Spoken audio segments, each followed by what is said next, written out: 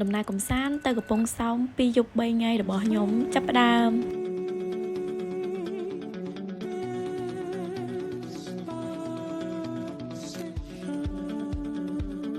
យើងគឺចំណាយពេល2 ម៉ោងជាងបានមកដល់កំពង់សោមដោយសារតែមេឃភ្លៀងខ្លាំងពេកយើងបើកតិចៗក៏អត់ហ៊ានបើកលឿនទេខ្ញុំមានអារម្មណ៍ថាមកកំពង់សោមដូចជិះតែមួយផ្លែតែនិយាយគ្នាលេងហើយណាមួយយើងប្រើផ្លូវលឿនទេគឺលឿនមួយផ្លែគឺមកដល់ថ្ងៃទី1ខ្ញុំបានញ៉ាំមឹកអាំងនៅលើឆ្នេរអូត្រេសនិងបានមកស្នាក់នៅសន្តាគារឯករាជ្យបងមកលេងកំពង់សោមខែនេះកុំភ្លេចត្រៀមឆាច់ក៏ដូចជាអាវភ្លៀងផងព្រោះនៅនេះងាកភ្លៀងជាពិសេសអ្នកមានកូនតូចដូចខ្ញុំភ្លេចត្រៀមថ្នាំត្រៀមប្រេងកាឡាអីមកផងកន្លែងមកមើលមឹកយើងវិញញ៉ាំនៅពេញតិចថាឆ្ងាញ់តមកញ៉ាំនៅមាត់សមុទ្រចឹងមិនឆ្ងាញ់អញនិយាយបរិយាកាសនៅមាត់សមុទ្រវិញបើសិនបានថតពេល sunset អីគូស្អាតហ្មងតែសម្រាប់ខ្ញុំថតថ្ងៃធំងវាអត់សូវឃើញស្អាតវាឃើញរឿងខ្មៅមកដល់ឆ្នេរតែហើយ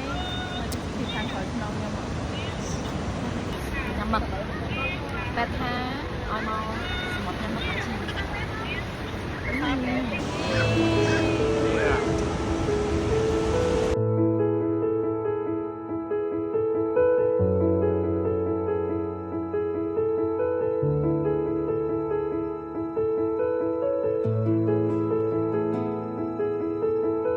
ពេលគាត់ទៅពីការងារធ្វើមិនសោះគាត់ទៅផ្លូវ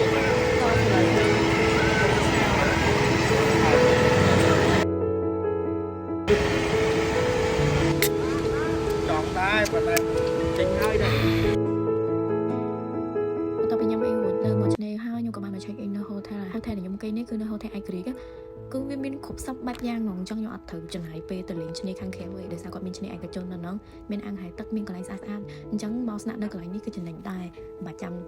ទៅលេងមកឆ្នេរខាងក្រៅកន្លែងនោះគឺថាខ្ញុំឲ្យ10 លើ 10 ហ្មងទេសភាពស្អាតខ្លាំងមែនតើទោះបីខ្ញុំបានកក់ហ្នឹងគឺនៅជាប់មាត់សមុទ្រ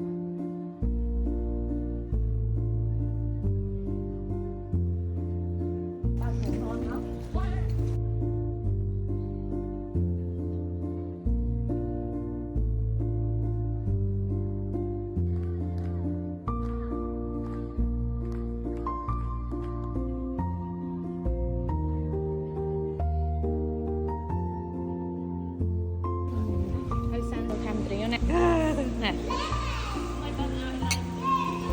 អីកូនញ៉ាំទៅជូដំណើរចុះទៅអាងហែលទឹក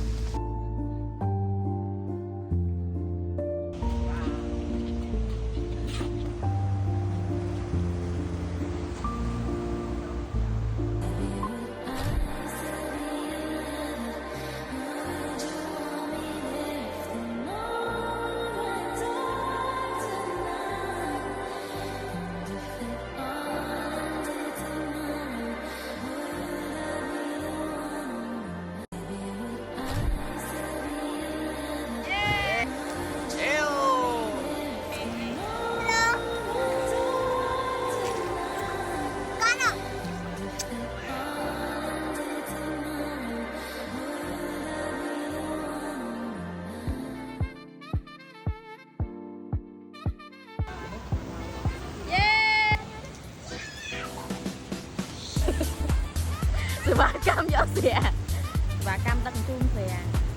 ទៅប្តីខ្ញុំមែនI went this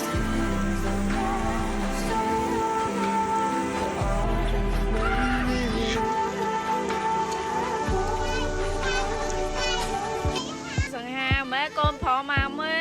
លសឡប់ហ្មងកូនបើម៉ាញ៉ាំភីសានៅពេលឆ្ងាញ់ឯកូនណា